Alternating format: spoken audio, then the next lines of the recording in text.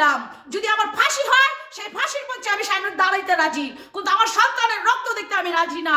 এই কে কে আমার সন্তান আসোস? জাহাঙ্গীরের বাড়ি ভোল্টেজার দিয়ে বাং, মুজাম্মেলের বাড়ি ভোল্টেজার দিয়ে বাং। এই বাংলাদেশের দামাল ছেলেরা যে পর্যন্ত ওই বাড়ি না ভাঙবি, ওদেরকে বাংলার জমি থেকে চিহ্নিত না করবি, এই মার বুক শান্তি হবে না। এই বুকে কত আগুন তোদেরকে বুঝাইতে পারবো না। কারণ আমার সন্তানের লাশ আমি দেখছি জুলাই আগস্ট, আমার সন্তানের রক্ত আমি দেখছি জুলাই আগস্ট, কিন্তু আমার সন্তানের রক্ত আমি আর দেখতে পারি না। এই কুলাঙ্গাদের বাংলার জমিনে বাইচা থাকার কোনো অগ্রাধিকার নাই। আওয়ামী লীগের জানার সন্তানদের বাংলার জমিনে বাইচা থাকার কোনো অগ্রাধিকার নাই। তোরা যারে বাবা যা, যে পর্যন্ত বাড়ি না ভাঙবি, যে পর্যন্ত বাংলার জমিনের থেকে আওয়ামী লীগের নিষ্পত্তি না করবি, সেই পর্যন্ত মনে কর তোদেরও কোনো চৈন নাই, বাংলাদেশের মানুষদের কোনো চৈন নাই। আরে ওই ছাত্র জনতারা, তোরা আমার কথা শোন। আমি তোদেরকে বললাম, একজন জিয়া পরিবারের সদস্য, আমি প্রেসিডেন্সিয়াল দল করি, বেগম খালেদা জিয়ার আদর্শকে আমি ফলো করি, আমি গণতন্ত্র মা বেগম খালেদা জিয়াকে ভালোবাসি, আমার দলের ভারপ্রাপ্ত চেয়ারম্যান তারেক জিয়াকে আমি ভালোবাসি। সেই জিয়া পরিবারের সদস্য হয়ে বললাম, তোরা যা ছাত্র জনতারা, মুজাম্মেলের বাড়ি ভাঙ ভোল্টেজার দিয়া, জাহাঙ্গীরের বাড়ি ভাঙ ভোল্টেজার দিয়া, যেরকম কইরা কোটা আন্দোলনের সময় জাহাঙ্গীরের মাথা ফাটাই দিছিলি, কুবরিটাকে তুইলা দিছিলি, হেলিকপ্টারে মাফিয়া শেখ হাসিনা বাইরে পাঠিয়ে দিছে ট্রিটমেন্টের জন্য। এভাবে তাদেরকে ধ্বংস করবি যে ট্রিটমেন্টের কোনো সময় পাবে না, পালানোর কোনো সময় পাবে না। বাবা তোরা চা, তোদের রক্ত দেখলে শরীরের রক্ত টকবক করে।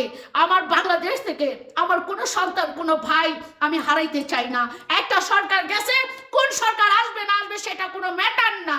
ম্যাটার হলো আমার বাংলার জমিনে কেউ না মৃত্যু মরুক, কোনো ছাত্র জনতারা নিষ্পত্তি হয়ে যাক, এটা আমি।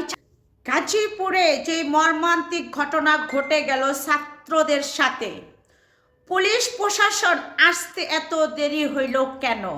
আপনারা বর্তমান যে প্রশাসন আছেন তারা কি বাংলা ছবি দেখেন নাকি? যে ভিলেনকে ঘাড়ানোর পরে তারপরে পুলিশ আসে, ছাত্ররা কি ভিলেন ছিল নাকি? আমরা তো স্পষ্ট নিউজে শুনছি যে ছাত্ররা বারবার বলছিল যে স্যার আপনারা আসেন আমাদেরকে বাঁচান, কিন্তু এতবার যখন আপনাদেরকে ফোন দিছে, নিজেরা বাঁচানোর জন্য আগুতি মিনতি কানতি করছে আপনাদের কাছে, আপনাদের চাইতে দেরি হয়েছে কেন? কারণ বাংলাদেশ পুলিশের শরীরের রক্ত থেকে এখন আওয়ামী লীগের গন্ধ যায় নাই। যদি আওয়ামী লীগের গন্ধ যাইতো বাংলাদেশ পুলিশের এই শরীরের থেকে, তাহলে আমার ছাত্র জনতা সন্তানের গায়ের থেকে রক্ত ঝরতো না। আমার ছাত্র জনতা ছাত্রদেরকে ধরে আবার তারা ভিডিও বানাইছে, যে তারা ফেসবুকেতে পোস্ট করছে সেই ভিডিও। এটা কোন কোন আইডি থেকে পোস্ট করা হয়েছে, কারা ভিডিও বানাইছে, তাদেরকে কেন চিহ্নিত করেন না, তাদেরকে কেন ধরেন না, তাদেরকে আইনের আওতায় কেন আপনারা আনেন না? কারণ এখনো শেখ হাসিনার পেটের তা আপনাদের মতো পুলিশদের উপরে ভর করে রয়েছে। আপনাদের মতো প্রশাসনের উপরে যদি তার পেটের তা ভর না করতো, তাহলে আজকে আমার প্রাণপ্রিয় সন্তানদের রক্ত নিজ চোখে দেখতে হইতো না। আমরা আমাদের সন্তানদেরকে হারাইছি, প্রাণপ্রিয় ভাইদেরকে হারাইছি। মৃত্যুর যন্ত্রণা কাকে বলে আমরা বুঝি, আমরা জানি, কিন্তু আমাদের সন্তানদেরকে মারছে, তাদেরকে কোপায়া নির্মমভাবে জখম করে আবার তাদেরকে দিয়ে ভিডিও বানায় ফেসবুকে পোস্ট করছে যে তারা চোর, তারা ডাকাত। এত সাহস কোত্থেকে আইলো? গাজীপুরে যে ঘটনাটা ঘটাইছে আবার বলে যে এত মধ্যে 15 জনকে অ্যারেস্ট করা হয়েছে। আরে 15 জনকে অ্যারেস্ট করে আপনারা কি করবেন? আওয়ামী লীগ 15.5 বছর দেখুন এই দেশটাকে চালাইছে। আওয়ামী লীগের দোসর যারা, তারা 15 কোটি মানুষ রয়ে গেছে, আর অঙ্গ সংগঠনের তারা অন্তপক্ষে না হলে 3 কোটি ছিল। তাহলে এই 15 কোটি মানুষ আপনারা কিভাবে ধরবেন? এই 15 কোটি মানুষকে কিভাবে চিহ্নিত করবেন যে তারা আওয়ামী লীগের দোসর?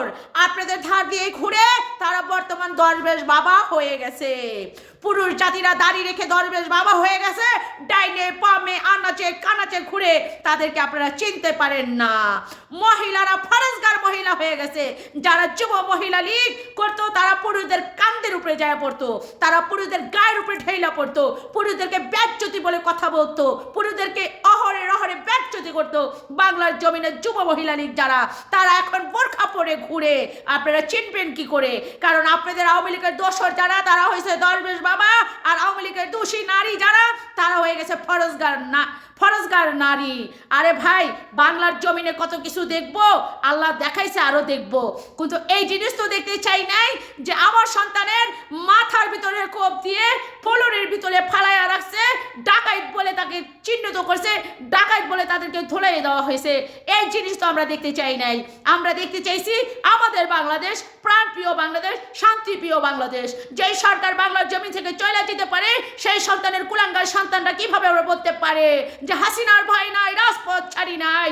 এই মুখ তাদেরকে সিলাই দেন না কেন? এই হাত তাদেরকে ভেঙে দেন না কেন? এখনো বাংলার জমিনে বড় বড় কথা কিভাবে তারা বলে করে? আরে ভাই, আপনাদেরকে কি বলবো, আর বলার মতো কি আছে? হাসিনা ক্ষমতায় থাকাকালীন জনগণকে কথা বলতে দেয় নাই, জনগণের মত প্রকাশ করতে দেয় নাই, জনগণকে খলার টিপে হত্যা করছে। আর শেখ হাসিনা দোসর যারা এখনো বাংলার জমিনে বৈশা বিএপি জামাত অঙ্গ সংগঠনের সকলকে হুমকি প্রদান করছে, বিভিন্ন জায়গায় লাশ পাওয়া যাইতেছে। আরে ভাই, এগুলা কি করতেছেন আপনারা?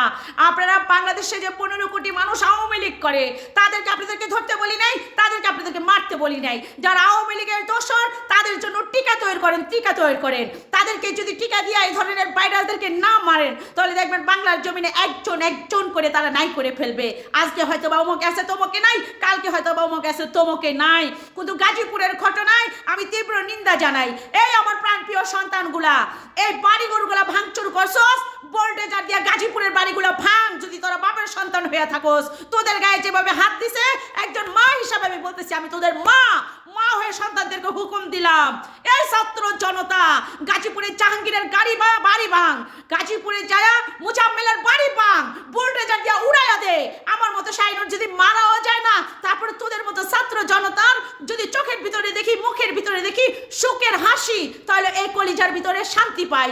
আর যদি দেখি যে তোদের ভিতরে দুঃখের